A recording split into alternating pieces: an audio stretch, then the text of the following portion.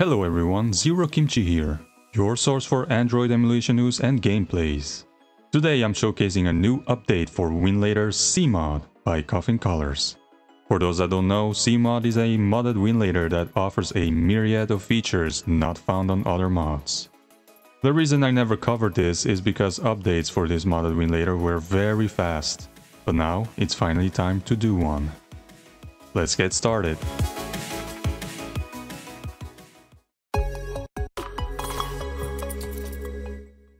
Interface-wise, CMOD is pretty much exactly the same as other modded Winlators, with the exception of the implementation of a load of options and buttons.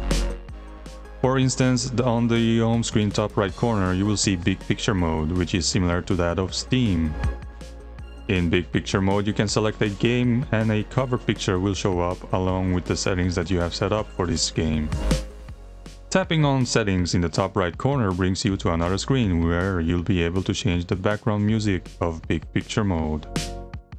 And if you scroll down, there's some options for the wallpaper. Pretty cool. Back to the home screen, next to the Big Picture mode there is an Import Container button. Tapping on it will prompt some instructions. This is especially useful if you don't want to redo the whole container for an upcoming update. The containers now have a play button to boot up the container. The container menu contains several new options, like Reconfigure. This allows you to reconfigure the prefix paths, among other things. This is especially useful if you've used AJAY Prefix and for some reason you would like to revert it. And then there is the Export Container. Do note, tapping on this won't prompt anything and will right away start exporting. The exported container is saved in the Downloads Winlator folder on your device's local storage. Next, let's check what new settings the container configuration screen offers. Missing in some other Winlator mods are the cogwheels for the graphic driver and DirectX wrapper, which allows you to select a specific version. Now there is an LC_all option that lets you switch the language the container will be, which you won't need to manually add in the environment variables list anymore. A tick box for stretched full screen mode for stretched gang like me. Win components, environment variables and drives menus remain the same. Since Bruno X, the developer of the official Winlator, has scraped support for Box86, we now have to rely on WoW64 to boot our 32-bit games, which is now reflected on this menu. There is only a Box64 preset option and Enable Experimental WoW64 mode is ticked. Further down there is a game controller section that lets you choose a preferred input API for controller support. With this section done, let's go back to the home screen and open up the Winlator settings. Let's check out what is new in the shortcuts menu. Add to home screen has been added, which adds the game shortcut to your Android home screen. Of course, your operative system needs to support this. I can't showcase it because mine does not. Of course. Export for front end lets you export it to, well, front ends like Daijisho. Tapping on it will export the shortcut and place instructions in Downloads/Winlator of your local storage on your device. Next you have the ability to clone the shortcut to another container. Lastly, the Properties option shows you the times played and playtime, which is cool. Let's now go to the Advanced tab of the shortcut settings. You will now see the option to choose a preferred box version. Further down under Input Controls there is an option to disable the controller to make mouse and keyboard exclusive. Below that, some game controller options. And finally some screen options. Going back to the settings, let's check out saves. The Add Save option allows you to select a directory where you would like your saves to be in, which at some point you may want to transfer them to another container or export to another Winlator mod. or even share it to friends. If you get sick and tired of the new save location, you can also unregister it. Next to the Add Save, there is also the Import Save button. Now let's check out the Box64 RC file menu. The RC file is where users can adjust various options like paths, performance tweaks, and compatibility settings for specific games. I'm not really sure of any specific use of this, since all the variables available can be found in the box presets anyways. Let's go back to the settings and then Contents menu. You can install a content type that is not included with the Winlator mod. However, to install these, you will need a WCP file. Finally, let's check out the settings. In here you can enable dark mode, just like I have enabled. You can change the path where your shortcuts will be exported. You can enable whether you'd like Big Picture to launch whenever you boot Winlator. And enable Steam Grid API key to get covered art of your games. Then under X Server, True Mouse Control, which you can deactivate with the volume down button. Again, disable X input for mouse and keyboard, and touchscreen mode. There's also a gyroscope section with a bunch of options. Further down at Game Controller, you can change the trigger type to button or axis. And enable 7.1.2 Legacy Input Mode, which reverses the input support to that of Winlator 7.1.2. There's also an Enable File Provider to access Winlator storage through your Android file manager. And lastly, 3 buttons related to Image FS, which I never use and probably never will because I actually don't know what the heck these are for and never needed them up until now. Still following? We're not done yet. Let's go back to the home screen and boot up a game. Once in game, either swipe left or right edge of the screen to open up the side menu. You will see a couple new options, namely Gamepad Configurator, Screen Effects, Toggle Full Screen, and PIP mode. The Gamepad Configurator is a new feature and is in beta. This allows you to forcefully remap your buttons to process as other buttons, whereas something like CD, the input mod, would not work. In Screen Effects, you can perform color adjustments and enable some filters like FXAA upscaling, CRT shader, tone shader, and NTSC effect. And that's it for showcasing the app. Let's go over some of the stuff on the changelog that aren't particularly visible in-app. The home button on Xbox and PlayStation controllers and others will now open the menu within containers. The developer has compiled Box64 3.1 for glibc with whatever latest nightly fixes are available. It's labeled as 3.2 for testing. Mice are no longer detected and considered input controllers, overriding your default input device and confusing applications. The included DXVIK 2.4.1 and others are now properly packaged and should actually improve performance in some games like Far Cry 3 and others in his testing actually, which seems game specific. VirGL should work correctly now if it wasn't before. And then there's some news about him wanting to implement Mango HUD support, which is really great actually. And that's it for the CMOD update. Finally. Let me now show you a gameplay. In this gameplay showcase, we'll see how the roguelike first-person shooter Witchfire performs on Winlator CMOD version 11. Settings will be shown at the end.